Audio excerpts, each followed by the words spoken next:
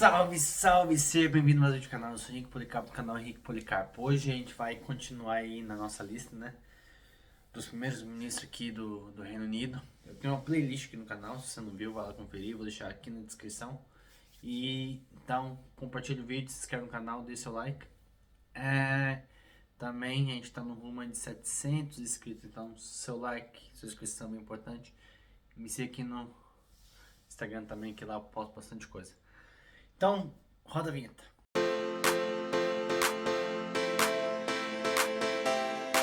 Esse primeiro-ministro, William Pitt, né?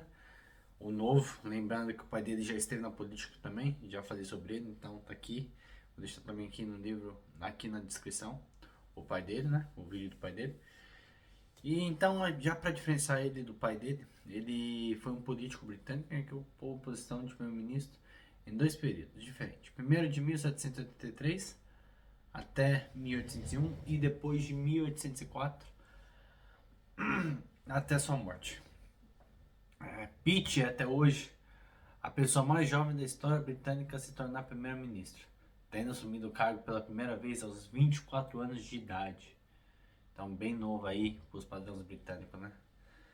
Segundo o filho do primeiro-ministro do mesmo nome, William Pitt, nasceu em Hayes, em Kent, aqui do lado, tá? Não é tão longe assim não.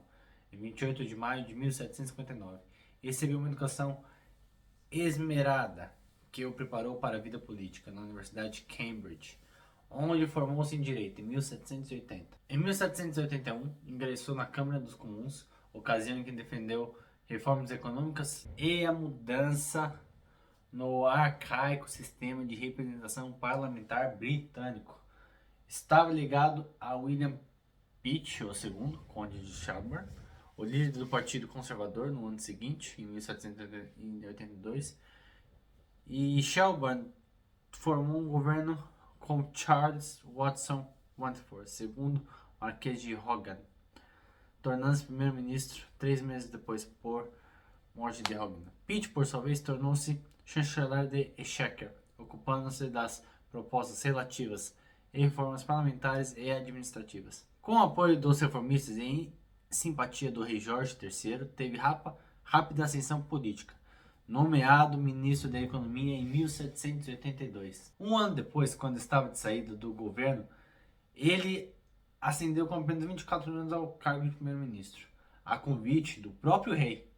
Então o rei e ele era um amigão, assim, eu acho que desses antigos primeiro-ministros, ele que foi o que mais conectou, assim, que tem uma conexão, assim, mesmo com o rei. E como a gente já está no período de 1780, quase 1880, 1780 a 1800, já é um período já bem mais recente da história. Então vai ter muito mais coisa aqui para ser abordado comparado nos primeiros vídeos, né? E ele ocupou esse cargo por um período de 18 anos. Como já falei, de 1783 até 1801 e depois de 1804 até 1806, o ano que acabou falecendo. Apesar da representação minoritária no início do governo, afirmou-se com as eleições de 1784 e geriu a vida política até 1801. Foi um excelente administrador e recuperou o prestígio da Grã-Bretanha na Europa.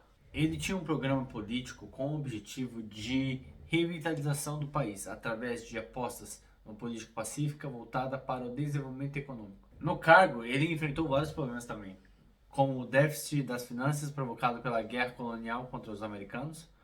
Para superar a crise, Pitt adotou medidas econômicas como a criação de novos impostos e de um fundo para amortização da dívida pública. Na área externa, firmou um vantajoso tratado comercial com a França em 1786. E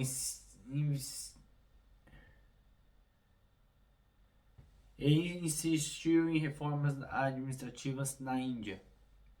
O clima de instabilidade em que vivia a Europa nessa época, resultante da Revolução Francesa, que explodiu em 1789, não permitia a implementação do seu projeto nacional. Logo em 1793, a Inglaterra declarou guerra à França revolucionária e Pitt assumiu o controle de uma nação empenhada na resistência à prepotência francesa. Simpatizante da Revolução Francesa, passou a temê-la por seus efeitos submersivos. Atacou as colônias francesas, prejudicando seu comércio, enquanto financiava a campanha terrestre em que seus aliados iniciaram contra a França. O nacionalismo irlandês ele atrapalhava um pouco o esforço da guerra, pois Wolfe liderava uma rebelião de caráter independentista, encorajada pelos franceses. Pitt então resolveu o conflito irlandês fazendo votar o Ato de União da Irlanda, pelo qual a Irlanda seria incorporada no Reino Unido a partir de 1801. Lembrando que, sim, a Irlanda era parte do Reino Unido, só que por outras guerras, outros motivos, acabou se separando. A mesma coisa a Escócia. Faz parte do Reino Unido, mas até hoje tem muita gente que fala que a Escócia queria sair da Grã-Bretanha, né? E ser apenas Escócia, sem ser Grã-Bretanha, sem ser Reino Unido, né? Então, essa proposta aí de colocar a Irlanda na Grã-Bretanha, né? Ela é acompanhada por outra que defendia a igualdade dos direitos de católicos e protestantes. Uma coisa que na época era difícil, já que católicos e protestantes eles não se davam, né? Eles duas praticamente mesmas religiões com poucas ideias diferentes, mas católico era católico, protestante é protestante, tá? Então essa reforma dele aí foi considerada bem futurista. Ele renunciou à chefia do governo em 1801, pois o rei impediria seus planos de reforma para combater a Revolução Francesa e era contrária à emancipação dos católicos irlandeses. Henry Addington, seu sucessor, negociou um tratado de paz com os franceses, celebrando em Amiens, mas este não durou muito. Rapidamente, a nação pedia de novo a sua ajuda. O segundo ministério que Pitt chefiou de 1804 a 1803 culminou em um isolamento do país. Formou uma terceira coligação com a Áustria, a Rússia e Suécia contra a França napoleônica. A Batalha de Trafalgar, tá? Foi a combinação da supremacia naval dos britânicos, embora Napoleão Bonaparte continuasse obtendo vitórias no continente, vencendo batalhas de Austerlitz.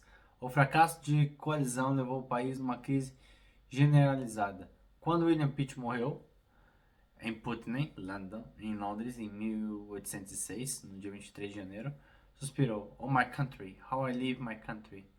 Oh meu país, como que eu vou deixar meu país? É comum atribuir-se a causa da sua morte por cirrose hepática, ao consumo excessivo de vinho no Porto.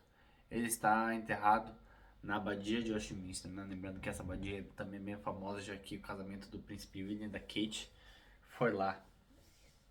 Então é interessante já ver como as coisas já começam a se conectar, né? Ele saiu do poder, depois veio no poder, foi chamado de novo.